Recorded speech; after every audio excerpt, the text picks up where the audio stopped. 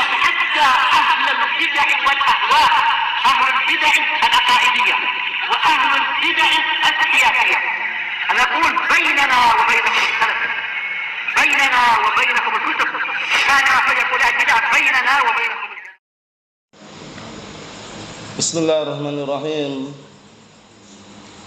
Alhamdulillahilladzi arsala rasulahu bil huda wa dinil haqq liyudhhirahu 'alad dini kullihi wa kafaa billahi shahida. Asyhadu an la ilaha illallah wahdahu la syarika lah iqraran bihi wa tauhida. Wa asyhadu anna Muhammadan 'abduhu wa rasuluh sallallahu alaihi wa ala alihi wa sallama tasliman mazida la nabiyya ba'da. Ikhwani fid din, a'azzani wa azzakumullah wa barakallahu fikum. Sebelum kita melanjutkan bacaan terhadap kitab 300 hadis sahih muttafaqun alaih yang dikumpulkan oleh Asy-Syaikh Abdullah Al-Riyani wafaqahullah dari kitab Riyadhus Shalihin.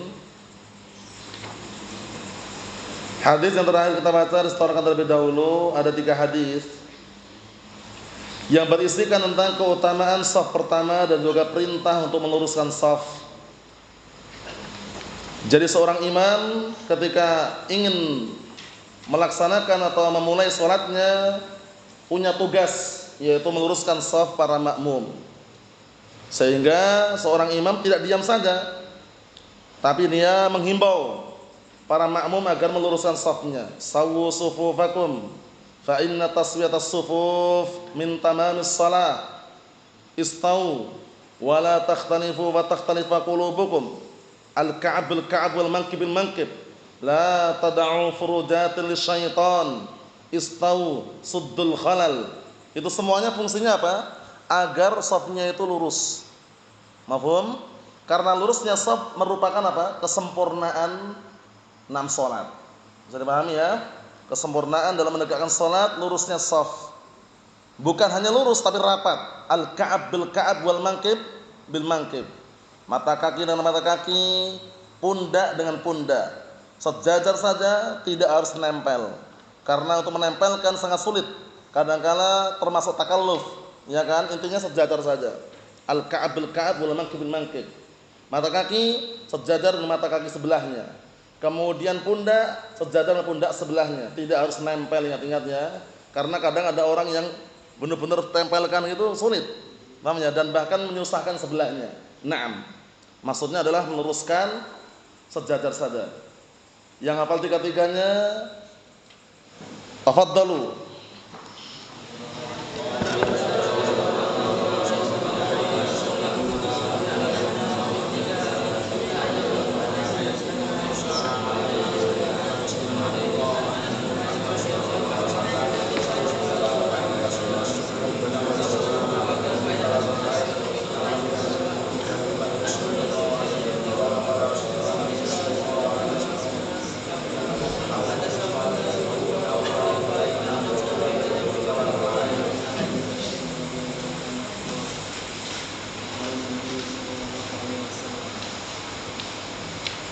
La tusabunna.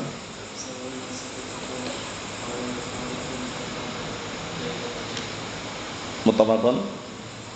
Naam, ahsantum barakallahu fiik, a'anakumullah. Kita lanjutkan berikutnya. Disimak baik-baik. Qala al-muallif wasabahullah, babu fadlis sunanir rawatibah. Bab keutamaan sunnah-sunnah rawatibah. Yang diinginkan dengan sunnah rawatibah ini adalah salat qabliyah dan salat ba'diyah. Karena kita dalam salat wajib itu tidak bisa menjamin sempurna pahalanya. Kadang ada kurangnya, ada lubangnya. Nah, disempurnakan dengan apa? As-sunan ar-ratibah ini. Dikenal dengan ar-rawatib. Mafhum? Salat-salat sunnah qabliyah atau ba'diyah itu fungsinya untuk menambal kekurangan atau lubang-lubang yang kita lakukan dalam salat wajib. Mafhum? Karena tidak setiap orang ketika salat wajib itu benar-benar fokus atau istilahnya khusyuk. Kadang ada barakallahu fiik sesuatu yang mengurangi pahala salatnya sehingga tertambal, tertutupi dengan adanya apa? Barakallahu fiik as-shalawat ar-rawatib ini. Paham ya? Salat-salat ratibah, salat sunnah ratibah, yaitu qabliyah ataupun ba'diyah. Naam. Sehingga jangan malas-malasan karena fungsinya tadi itu untuk menambal kekurangan-kekurangan di dalam salat wajib. Sehingga kalau kita malas-malasan kemudian tidak mau bergerak, dikhawatirkan dia kurang terus. Tapi kalau kita iringi dengan salat ratibah ini ya, qabliyah, ba'diyah, semangat, insyaallah biidznillah bisa menambal kekurangan-kekurangan yang ada pada salat wajib. Kita baca hadisnya.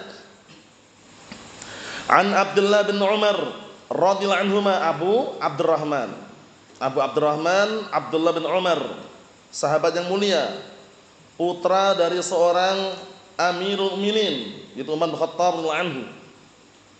Siapakah sosok yang berani mengganggu Abdullah bin Umar ini? Orangnya ganas, bengis, sangar. Paham ya? Suatu ketika pada musim haji sengaja dia masang semacam jebakan itu ya, nama tombak atau yang semisalnya, akhirnya Abdullah bin Umar kena. Sudah kita lewati tadi pagi. Siapa itu? Dia dikenal tangan kanannya bodyguardnya Abdul Malik bin Marwan. Hafidh. Siapa itu? Dia kalau jalan sombong sekali, tongkat di pundaknya gini jalannya. Paham ya? Nanti kalau lewat pintu sempit, bukan tongkat diturunkan, pintunya orang lebarkan. Ayo na'am. Nazril. Ayo Hajjaj bin Yusuf As-Saqafi. Ma'ruf kan? Sultanun Zalim, yaitu seorang pemimpin yang zalim. Dia sebenarnya bukan pemimpin pusat, dia tangan kanannya khalifah pemimpin Abdul Malik bin Marwan. Paham ya? Nah, ternyata dia berani mengganggu Abdullah bin Umar ini. Allah musta'an, menyakiti. Setelah terkena kabar sampai kepada Hajjaj bin Yusuf, jenguk lagi dia. Jenguk dia. Dia menjenguk Abdullah bin Umar. Kemudian dia bergaya, kalau seandainya aku tahu siapa yang berbuat. Ternyata Abdullah bin Umar tahu, itu yang berbuat kamu itu. Paham ya? Akhirnya ya udah. Terjadilah apa yang terjadi. Kesimpulannya barakallahu fiik. Nah, kisahnya sudah kita lewati tadi ya dalam kitab. Nah, barakallahu fiik Syarah Umdatul Ahkam. Kesimpulannya barakallahu fiik, syahidnya Abdullah bin Umar ini sahabat yang mulia, putra seorang Amirul Mukminin. Nah, yaitu Umar bin Khattab radhiyallahu anhu. Kita baca. An Abdullah bin Umar radhiyallahu anhu qala shallaitu ma'a Rasulillah sallallahu alaihi wasallam rak'atain qabla adh-dhuhri wa rak'atain ba'da adh-dhuhri wa rak'atain ba'da al-jum'ah wa rak'atain ba'da al-maghrib wa rak'atain ba'da al-isya, muttafaqun alaih. Kita artikan dulu baru kita jelaskan nanti. Dari hadisnya Abdullah bin Umar, disimak baik-baik radhiyallahu anhuma, qala, dia berkata, kenapa atau sebelumnya faedah yang perlu Anda perhatikan juga, kalau dalam lafaz itu radhiyallahu anhuma itu biasanya itu karena anak dan bapaknya itu sama-sama sahabat. Paham ya? Sama-sama sahabat dan juga sama-sama beragama Islam. Paham ya? Sehingga lafaznya radhiyallahu anhuma. Paham ya? Biasanya kalau sendirian radhiyallahu anhu. Paham ya? Seperti itu, na'am. Cuman seringnya dipakai untuk radhiyallahu anhuma itu karena kedua-duanya sahabat, bapak dan anaknya. Qala, beliau berkata, shallaitu ma'a Rasulillah sallallahu alaihi wasallam, aku salat bersama Rasulullah sallallahu alaihi wasallam rak'atain qabla adh-dhuhri, disimak ya, 2 rakaat sebelum zuhur. 2 rakaat sebelum zuhur ini bukan berarti pembatasan karena ada riwayat yang lain. Riwayatnya Aisyah wa anha disebutkan di sana bahwasannya kana Nabi sallallahu alaihi wasallam lam yada' arba'an qabla adh-dhuhr.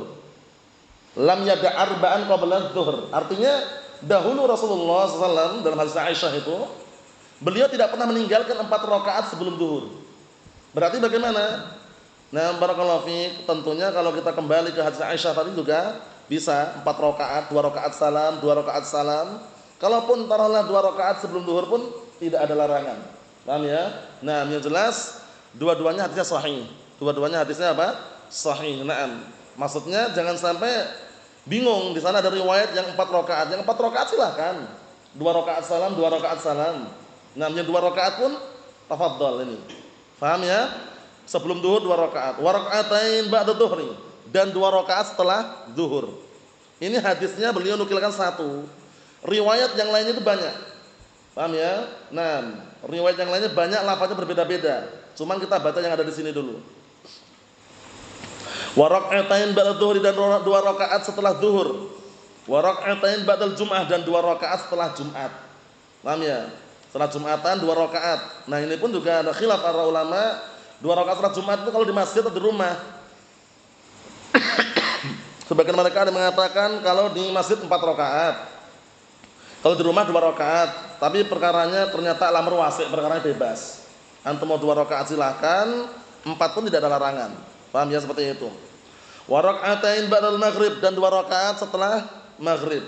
Setelah maghrib loh ya. Wa raka'atain ba'dal isya, dan 2 rakaat setelah isya. Nah, antum perhatikan di situ. Kemudian sebagian orang kan ada salat sunnah sebelum maghrib. Ada juga yang orang salat sunnah sebelum isya. Apakah ada dalilnya? Dalilnya setelahnya nanti. Itu lafadznya liman sya, bagi yang mau. Bagi yang mau, bukan berarti bermudah-mudahan juga kalau ada waktu kesempatan salat. Paham ya? Nah, barakallahu fiik. Maksudnya yang ditekankan itu adalah setelah isya'nya, 2 rakaat setelah isya. 2 rakaat setelah maghrib. Untuk antara adzan dan iqamah apakah ada salat? Nanti ada lafaz yang umum. Antara adzan dan iqamah ada salat, 2 rakaat.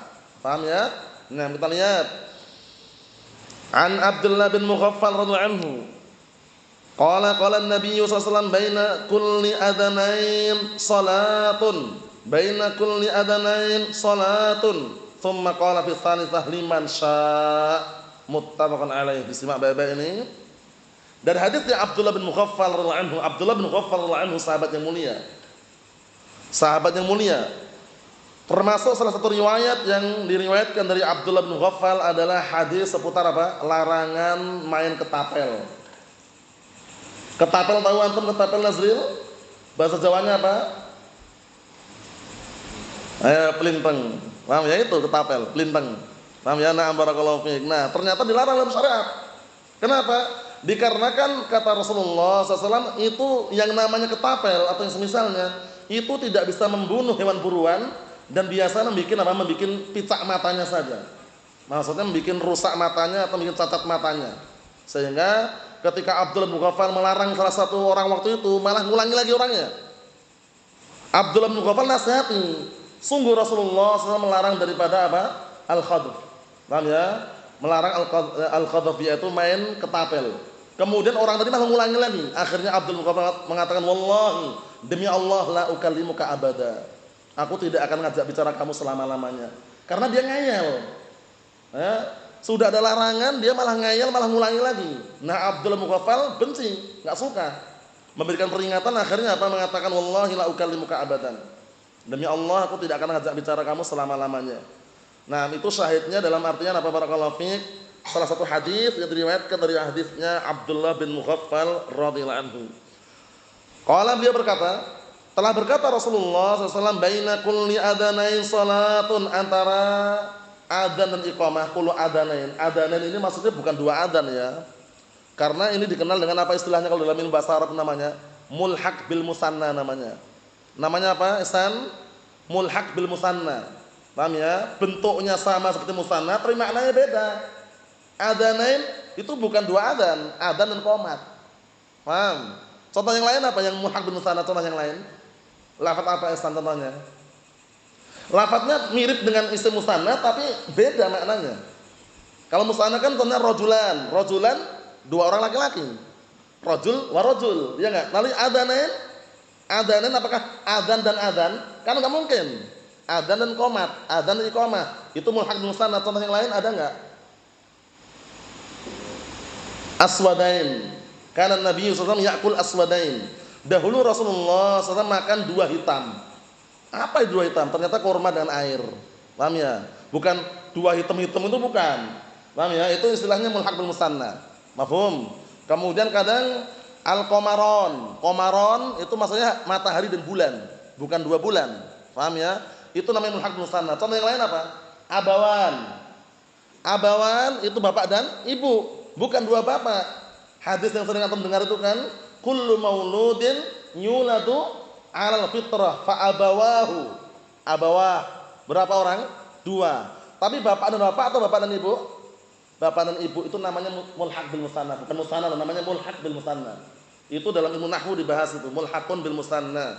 Fa abawahu yuhawidani au yunassirani au yumajjisani. Ya kan? Setiap orang dilahirkan dalam keadaan suci dan fitrah. Kemudian kedua orang tuanya itulah bapak dan ibu berarti kan yang akan mengubahnya menjadi Yahudi atau Nasrani atau Majusi. Syahidnya barakallahu fiik adanain.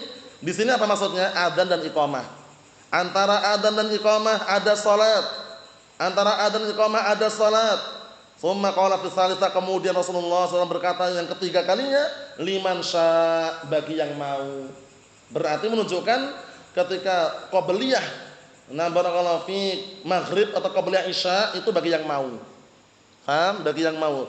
Kemudian kalau salat bagaimana? Dapat pahala. Kalaupun dia tidak salat, dimanfaat untuk berdoa. Paham ya? Dimanfaatkan untuk berdoa. Karena apa? Karena ada juga dalil yang lafadznya umum, baina kulli adzanain atau ad-du'a baina kulli adzanain la yurad. Atau kama qala Nabi sallallahu alaihi wasallam, artinya doa antara adzan dan iqamah itu enggak ditolak. Doanya kabulkan. Paham ya? Antara adzan dan iqamah. Jadi di samping kalau seandainya dia enggak salat 2 rakaat qabliyah maghrib atau qabliyah isya, berdoa. Paham ya? Karena apa? Karena jaminannya enggak ditolak doanya. Nah, biidznillah azza wajal. Mafhum? Nah, jadi kesimpulannya, hadis yang kita baca ini hadis seputar keutamaan salat sunnah ratibah. Ratibah itu apa sih? Salat sunnah yang dikenal dengan qabliyah atau ba'diyah. Mafhum? Nah, fungsi tujuannya apa? Salat sunnah ini untuk menambal kekurangan-kekurangan dan lobang-lobang pahala yang ada pada salat wajib. Mafhum? Nah, seperti itu. Karena yang namanya manusia tempat kekurangan, ya kan? Tempat untuk lalai, tempat untuk lupa, sehingga disempurnakan, ditambal kekurangan tadi dengan adanya salat-salat rawatib seperti ini. Nah, berarti kita harus menjaganya, dan sebaik-baik salat sunnah itu kalau memungkinkan di rumah. Tapi kalau di pondok seperti ini kan ya di masjid kan, maksudnya kalau antum di kampung misalkan jaraknya masjidnya dekat, nah salat sunnahnya afdalnya di rumah. Sebagaimana perkataan Rasulullah SAW, afdalu sholatil mar'i fi baitihi illal maktubah. Sebaik-baik salatnya seseorang itu di rumahnya kecuali salat wajib. Mafhum? Jaraknya dekat misalkan salat sunnah dulu baru ke masjid. Paham ya? Seperti itu. Nah, tapi kalau tidak memungkinkan ya intinya dia melaksanakan salat sunnah tadi itu. Nah, salat sunnah apa? Ratibah tadi untuk menyempurnakan dan menambah kekurangan-kekurangan yang ada pada salat wajib. Wallahu a'lam bishawab. Nasallahu as-salamata wal afiyah. Alhamdulillahirabbil alamin.